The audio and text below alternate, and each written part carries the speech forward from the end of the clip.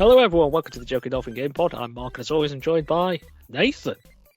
Hello. But not Matthew. No, not Matthew this time.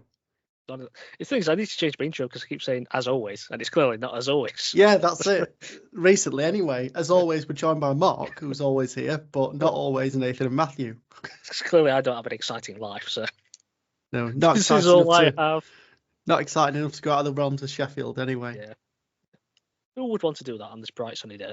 Exactly, it's wonderful. I'm going to be going out later, so yeah. Lovely stuff. Shall we get to the news then? Let's do it. Because it's all happy stuff. And I say that. Yeah, so I've heard. Yeah, it's not been a great week, but it seems to be every week seems not like a great week, to be quite honest. Well, I think it's been a pretty poor year for the industry as a whole, definitely where jobs are concerned. Speaking of which, so the developer, I don't even know how to pronounce this, Kyoken Interactive. I don't know if that's the right way of pronouncing it. But that's the developer of Deliver Us the Moon and its sequel, Deliver Us Mars. Oh, yeah. I played Deliver Us the Moon. I really enjoyed that. I've got it and I need to play it. But they have now had to lay off their entire team due to a lack of publishing opportunities for its future projects.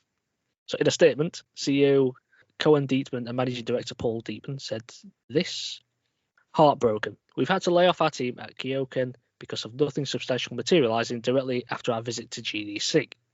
We've unfortunately exhausted all our possible options for publishing, work for hire, and co-development. It is our utmost priority to make sure our lovely team finds a new home somewhere else. So if you have any positions available in programming, tech art, porting, level design, audio, animation, production, office management, contact us so that we can introduce you to the very best people that have been at the heart of Kyoken over the past 10 years.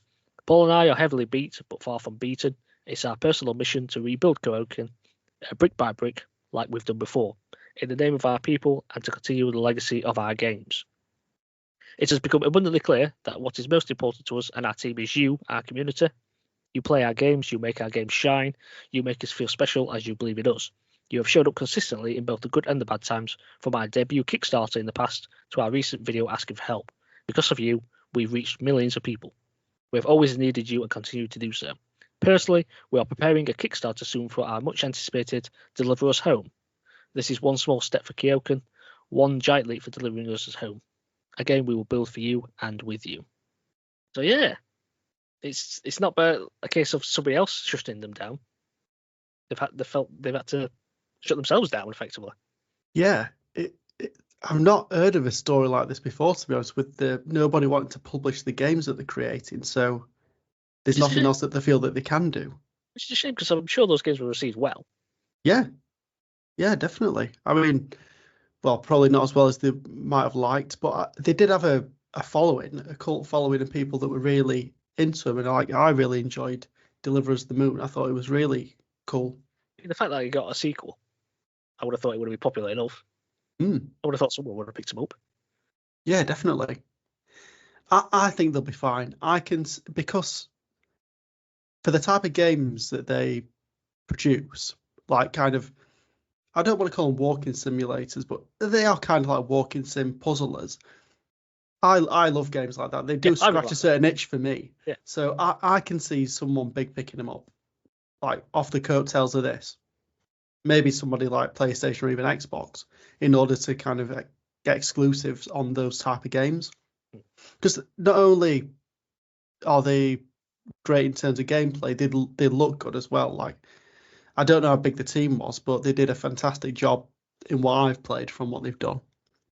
It is a real shame that they felt they've had to pretty much close up shop, but it is good that they are starting this crowdfunding campaign to deliver us home, and hopefully off the back of that they'll be able to kind of rebuild the team, get that game out, and come back stronger than ever. I feel like I need to go buy Deliver Us Mars now. It's sold out. Yeah, I mean, I'm gonna look and keep an eye on that Kickstarter campaign. I'll probably end up donating to it. I've not played Deliver Us Mars yet either, to be honest. So I'm gonna see if I can try and pick that up. I don't a PS Plus discount with that, I think. Oh really? I don't know if you did. Oh right. I don't know if they ever brought it out physically, to be honest. That's probably why I might have missed it. Because I know it's on Steam. I'll just buy it anyway. It's fine. I mean, if the first one was good, I'd be happy to buy the second. Yeah, definitely. Oh, that is a real shame. It is. It is. But things have got even worse elsewhere as well. So Take-Two Interactive, so they've shut down 2 studios. So the first one is Intercept Games in Seattle. So they're the makers of Kerbal Space Program, which I always thought, again, was a popular game. Because this comes off the back of Take-Two announcing that they were going to reduce their workforce by 5%. Mm-hmm. Now, I would imagine Kerbal Space Program was quite profitable. Yeah. How long ago did that come out? Well, the thing is that they call the sequels in the works, isn't it? Into the sequel in early access, which makes it even more puzzling that they've now done this. And now that's been review bombed because of this decision. So I don't really know what's going on there. Did they not think it was going anywhere? They might have thought that they'd done enough of the game, put it to early access, got rid of everybody, most people, and then they thought they had the intellectual property in-house to be able to finish it and get it out, just to maximise the amount of money that they're bringing in and not spending to try and get it out to people. Possibly. Isn't that a game that requires like support? You'd think so. Like long-term support. Seems a bit weird decision to me. But that's not all. They've also shutting down Roll 7 in London. So yet another UK British, the UK. But this one particularly annoys me because they are the makers of all the Ollie Ollie skateboarding games, and more recently Rollerdrome, which I really liked. So I'm sad. I really liked Rollerdrome. Yeah, I know you were waxing lyrical about it when you first started playing it. Yeah. I'm struggling to complete it, mind. I'm on the last level, but I can't beat it. But, it's like Black Flag all over again. Yeah. I think I'll be able to do it one day. But yeah, it's made me really sad because I was hoping maybe there might be a sequel to that. Yeah, it's not looking promising. No, indeed, it isn't. It's difficult times, isn't it? I think, to be honest, I were reading an article about this, about kind of the reasons for why this is happening over the last kind of year or so. And the article itself was from Sky, from Mickey Carroll. And I thought he raised some fairly interesting points because there's been more than 8,000 people around the world working in video games that have lost their jobs over the last 4 months alone. And then obviously there's all these people in the UK losing their jobs, which is always upsetting to see because I'd like to think we had a fairly strong presence within the industry and we've worked on some big games. Yeah, that's it. Like from back in the 80s with the ZX Spectrum and the microcomputers to producing the first Grand Theft Auto games, and then onwards from there. We like Sumo Digital in Sheffield, and just everything that comes around gaming. Because like for Sheffield, let's just say we had like a really nice like gaming space. Like we had the National Video Game Museum. We've got Extra Life. Well, we had Meltdown. Unfortunately, that had to leave for reasons. So that comes back one day. Yeah, fingers crossed. But yeah, just like in terms of like the trajectory it's going on, it just seems like a downward spiral at the minute, unfortunately. And when I read this article, it kind of highlighted a few different reasons for that, like COVID, people overhiring over COVID, and that being corrected.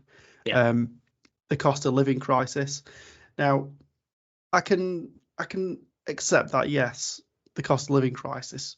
But one thing that it did mention that I didn't really take into account was that video game prices have not gone up that much, and obviously wages have gone up. So, and if they want to keep giving us the games at what we would expect to be between £50 and £70 for them AAA or even the quadruple A games, then think something's got to give. Like you either don't give people pay rises, which is not going to happen. But I have to say the quality of those titles has gone down. Yeah, I mean we rarely get a game now where it doesn't need a day one patch, unfortunately. And then there was. So I was just going to say, it feels like a game is only playable after at least a year after it's released. at this rate. I mean, let's just take Redfall, for example. That's been out a year and it's still not playable. So, but anyway, and then they also went on to say that a lot of the blockbuster titles were taking up a lot of the money that was spent through the industry last year. So, for example, The Legend of Zelda: Tears of the Kingdom, Alan Wake 2, Resident Evil 4, Baldur's Gate. I read something about Alan Wake 2 that's not recouped its cost yet. Really? It's after development, yeah, even though it was extremely popular. They must have put a lot into it for it not to recoup cost yet. Yeah. I think it will eventually. It's got to. But saying that, as we've said before, we thought, oh, these games have done quite well, and you see studios closing. So, I mean, who are we to judge? Yeah. Unfortunately. But yeah, so one of the points was these bigger games were taking up most of the sales, where these smaller companies and smaller projects were unfortunately not getting the traction that they needed due to the shrinking in the market. But for the UK side, I do feel there might be some hope, because obviously last year it went up by about just over 4%. So that is some growth there, which is good. Yeah. But I'm just hoping this slew of layoffs slows down and stops, and then we can start heading in the right direction again. Because we're losing a lot of intellectual property within the industry, because these people won't be able to find jobs within the gaming industry, and they'll need to go outside of it. And it's just so much knowledge that we're going to be losing. Yeah. Like people with decades of experience. Like you said earlier, with those developers that did Deliver Us the Moon, they were there for over 10 years. And what are they going to do? Because they still need to feed the families. I know there's a lot of people who are leaving big companies and then they're forming their own studios. Yeah. But are they going to be able to survive? It's the question. Well, that's it. But it's gonna take a conservative effort from gamers and people that likes the projects that they've worked on to keep them going. Because effectively they're going to have to like remarket themselves. Yeah. Of their new projects. And I don't know if they've signed NDAs, but would they be able to say, we helped you bring you this game, and this game in order to like get eyes on them? Otherwise, like generally speaking, like the gaming industry is a noisy place. Like it could just go over your head and you just miss it. And these games are coming out and not getting the marketing behind them because the money's just not there. I mean, I'm hopefully people start buying these games and giving them a chance, and because it is upsetting that these companies are going into obscurity a bit and then dissolving, and then I mean it might even get to a point where it's just going to be these big massive companies and that's it. Like we thought of probably maybe 2 or 3 years ago when Xbox were hoovering up people. So a PlayStation, and we thought there were going to be like a bit of a arms race as such, like a little cold war within the industry between PlayStation and Xbox for who can hoover up all the studios and then just pumping out first party titles. What's the thing, they're acquiring and then firing, so that's not even helping, is it? No, but yeah, it's just I think it's on a hope and a prayer that it changes, because it's just upsetting. Like it feels like every single week we're talking about something happening, somebody getting laid off, and it's not great. It's not good vibes. We just want some good news. Unfortunately, I can't bring you some now. So Helldivers 2. Yes. Right. There's been controversy. So the highly popular alien shooter Helldivers 2 has received significant backlash from PC players now, due to the introduction of a mandatory requirement to now have a PSN account on Steam. This. While you play on Steam. So, developer Arrowhead has stated that this is due to technical aspects regarding cross-play between the PS5 and PC, and it is there as a security feature. But this has led to review bombing of the game on Steam. The main criticisms seem to be some areas of the world are unable to create PSN accounts. Mm-hmm.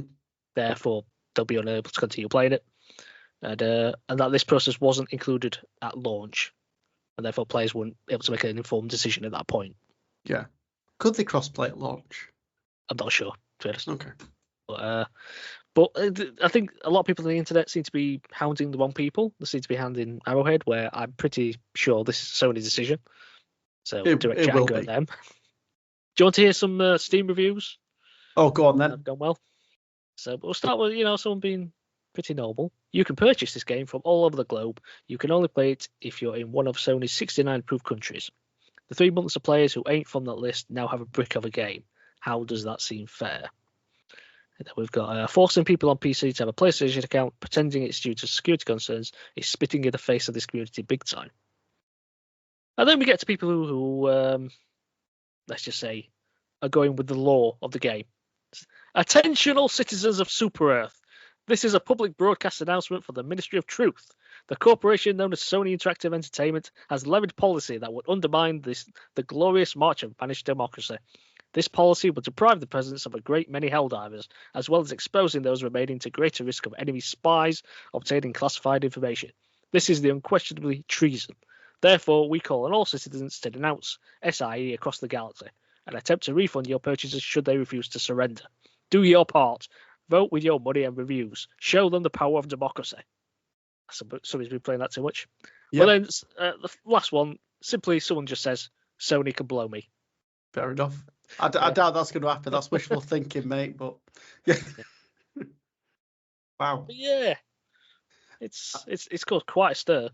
I mean, it's mixed to negative reviews on Steam now. And everybody knows how popular the game itself is. Yeah, definitely. I mean, I bought it yesterday. It's, to be honest, it's not normally a game that I'd probably purchase, but I'm looking forward to playing it with you and Matt at some point. Even I haven't bought it yet, but I guess I'll have to there. That's it. One of us. One of us. But there's some late breaking news that I saw this morning. It said the game has now been delisted on Steam from over 100 countries that cannot meet that PSN requirement to prevent further purchases in those regions. So maybe they're trying to sort it out there. Or they're just doing it so people can't buy it and then they don't have the review issue. bomb it. Oh, well, and the issue. Yeah. Going back to one of the earlier comments that you said, the reviews, I don't think it's really a brick of a game because you can still play with other Steam players. So it's not going to stop you. It's just the crossplay aspect. I'm not sure because I think you might be enforced into the crossplay bit. Right, okay. I think you're forced to do the PSN account when you go onto the game. I mean, I'm not sure because I've not done it. But I think that's what they're getting at. So they can't actually get access to the game because that crossplay is enforced. Yeah. Although I never think crossplay should ever be enforced, personally. No, definitely not. It's up to your preference. I mean, for example, it's like when we play EAFC, like sometimes we don't want crossplay with PC players and Xbox players for our own reasons. It's like we shouldn't be forced into crossplay. If we want to play with people just on our environment, then we should have the right to do that, I think. Yeah, we should. I'll have to see later. I've got it installed, but I've just not boosted it yet. Because while it was installing, I thought I'll play some Astro's Playroom. So just been having a little go on that. Always a nice time. Yeah. Can't complain about that.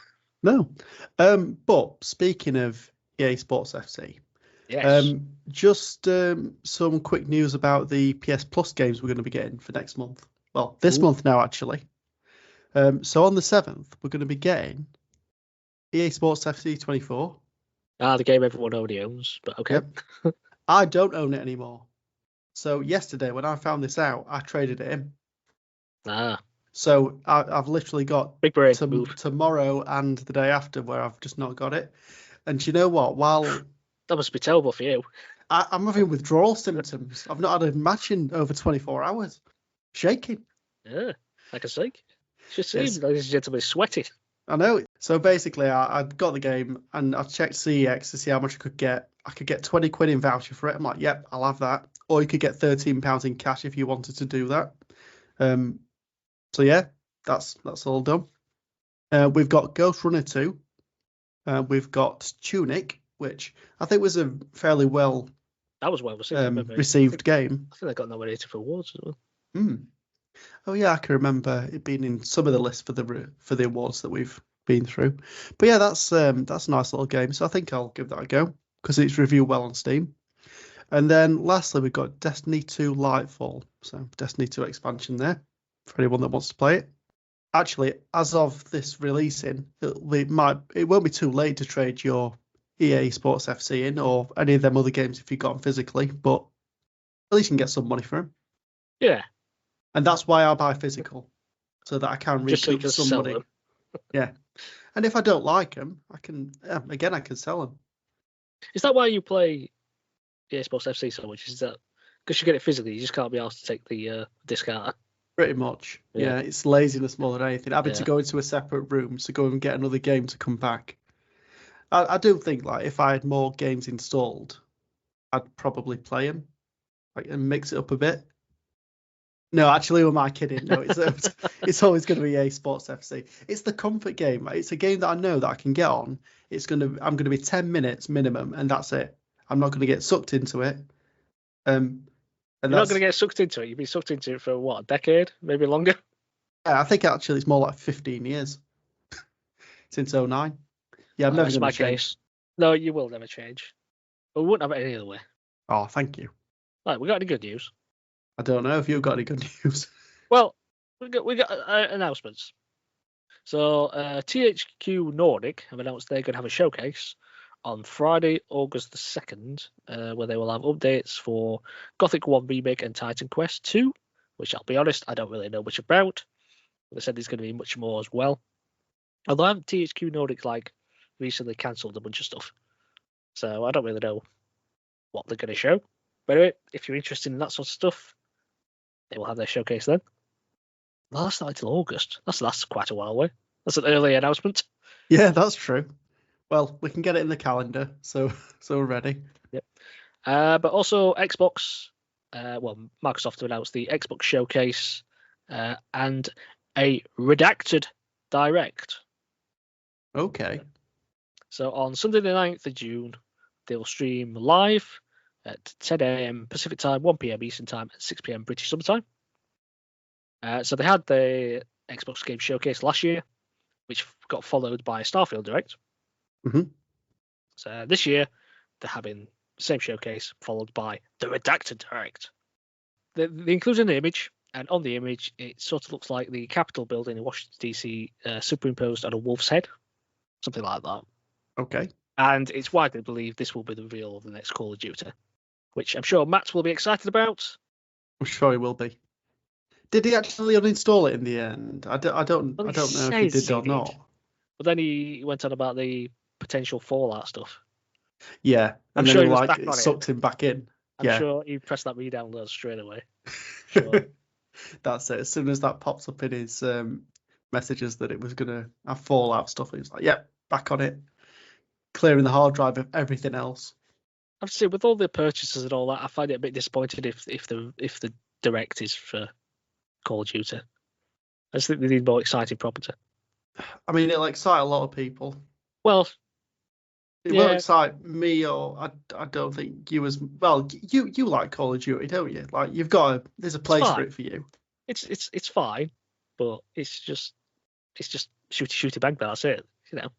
Yeah, it does what it does. War never changes. That's what they say. It's like EA Sports FC though. It's just the football game. This is just the shooting game. Well, that's it. The annual shooter game, annual football game. Yeah, there's nothing exciting about it. Whereas the Starfield one last year, it was like, oh, this is a new thing. Yeah. Whatever your opinion on that game is, it was a new thing. Unless we were reading this completely wrong and this turns out to be something completely new. What could it be? Can't be Gears of War, I don't think. Judging by the image, I don't think it looks like Gears of War. No. It's going to be, of course it's going to be Call of Duty. They've just bought them. Of course it's going to be. Yeah. It can't be anything possibly else. That's it. Nearly close to the mast. It's 100% Call of Duty. And then come next month, it's not, isn't it? It's going to be something, it's going to be a brand new IP that we've never heard of before. Do you think they're going to reveal Gears of War? This talk it will be. At the showcase. I hope so. I've been looking forward to it for a long time. I'll be watching just for that. I think next year maybe they should have the direct of Gears of War afterwards. If this is going to be their annual thing there, having a showcase followed by a specific direct. Yeah. Gears of War next year. To be honest, I think it's a good way of doing it, to be honest. Like, do it in a showcase to kind of wet your whistle for it, give you a bit of information, and then kind of focusing on it just before it's due to come out. I think it's a good way of doing it. In pushing them big first-party games that you want. Get that hype train going. Yeah. I mean, it's similar to what PlayStation do, though. Because they have the showcase and then they'll do kind of a more focused one. State of play thing. State of play, yeah. Yeah, sure we'll see. I'm gonna say we eagerly anticipate that, but I don't really eagerly anticipate the Call of Duty. So, but I'm sure Matt will. Yeah. Well, I think that's all the time we have for today. Thanks, Nathan, as ever. I thought you were going to call me chap. Well, yeah, old chap. No, that sounds wrong. We'll be back next Tuesday. You can follow us across social media. Find Joker Dolphin on YouTube and Facebook, as well as Instagram and Twitter /X @JokerDolphin. Until next time, thanks for listening. Goodbye. Goodbye.